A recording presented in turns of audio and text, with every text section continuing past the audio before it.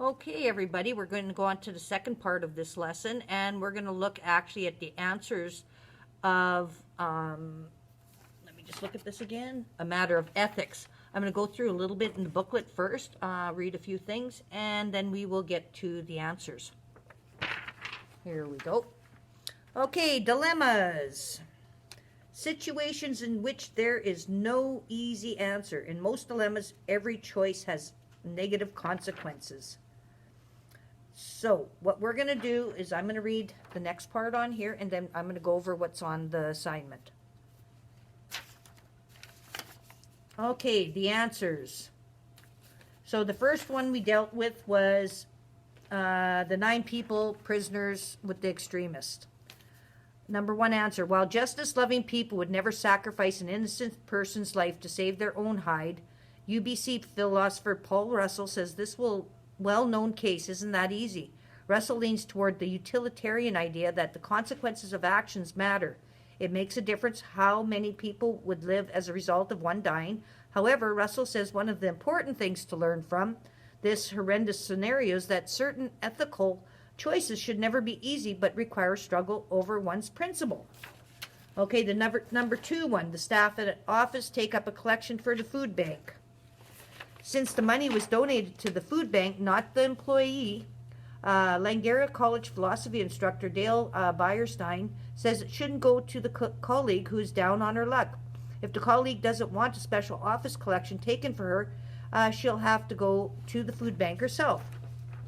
Number 3, panhandling is a toughie. Every major religion extols the virtue of charity, but the Western work ethic condemns pennilessness as a lack of industry, says UBC ethicist Louis Marinoff. We all have a perfect right not to give to panhandlers. But Marinoff suggests that there's a philosophical economy to begging. When you give to a beggar, you are alleviating raw human need. Since the number of panhandlers on Canadian streets is not as high as it is in New York or Mexico City, Marinoff suggests it might be wise to give to a Canadian panhandler to help avoid our society deteriorating to disastrous levels. Next, number 4, the famous existentialist philosopher Jean-Paul Sartre posed as this question, says Russell. Sartre thought that Frenchman's dilemma about whether to serve his mother or the resistance illustrated how there is no such thing as objective truth, that all moral decisions are relative. But Russell thinks the man's problem mainly shows why some ethical conundrums are conundrums. They make the point where 2 important values come into conflict. Sartre's dutiful son would have to make his decision. Russell says after carefully looking at the particulars of his situation, weighing his relative usefulness to the resistance against what he could arrange for his mum. Number 5, a lot of people do it these days, but Beyerstein says pirating software is not only unethical but illegal. It deprives a software company of its right to profit. It has the same moral status as photocopying large parts of the book rather than buying your own copy, says Beyerstein. However, if the software is no longer available, he says the moral situation changes, and though it's not strictly legal, Beyerstein believes there is nothing wrong with borrowing a program to try it out. If you end up wanting the software, however, you should buy it. Number 6, the main purpose of a note to the teacher is to satisfy authorities you were aware of your child's absence, says Beyerstein. You would do this by writing a simple note saying, Mary is away from school, Monday and Tuesday, yours truly, etc. Why lie, she says, when you don't need to? Number 7, this provocative question connects to abortion controversy. U.S. philosopher Judith Jarvis Thompson uses this hypothetical case to suggest society doesn't have the right to force mothers to bring fetuses to term or to force someone to donate bone marrow. Although Russell believes the analogy has some value, he believes it doesn't take seriously how our responsibilities to one another change depending on the relative intimacy of our relationships. Number 8, maintaining confidentiality depends on circumstances, says Beyerstein.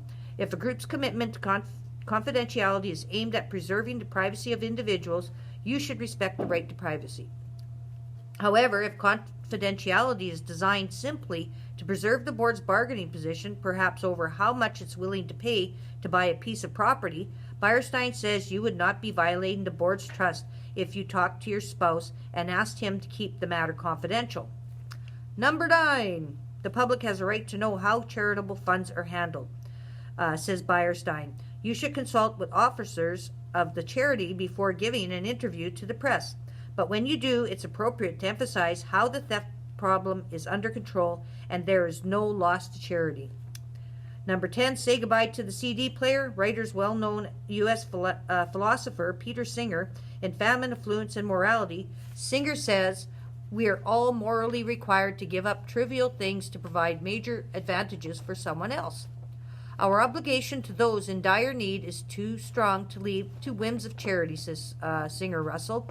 However, says the trick is figuring where to draw the line on our obligation to those who are suffering. We create new problems, Russell says, if we give away so much we no longer feel we have much of life to live. So now we've looked at several dilemmas, and we've looked at the answers of, I guess, well-known people. Now what you're going to do is you're going to do an assignment, and this assignment is 3-1A, Issues and Opinions. It's worth 5 marks. So you're going to pick one of the issues, and you're going to write both positions, okay? Either either A or B. Then you're going to explain your position that you support and why. And the why is very important. Don't just say you support that position. You tell me why you do. Give me your own personal evidence of why you support that position. So I'm going to just hold it up here so you have it, just in case you don't get it online, and you can actually look at it. There you go. So this is the first lesson that I've completed online. I hope you enjoyed it. Hit like and share if you want to, and I will be doing a new one tomorrow. So have fun with your work. Make sure you work on your literary exploration, and that was on the book night, and really put a lot of thought into it so that you do a good job. So you will hear from me soon. See you guys. Miss ya.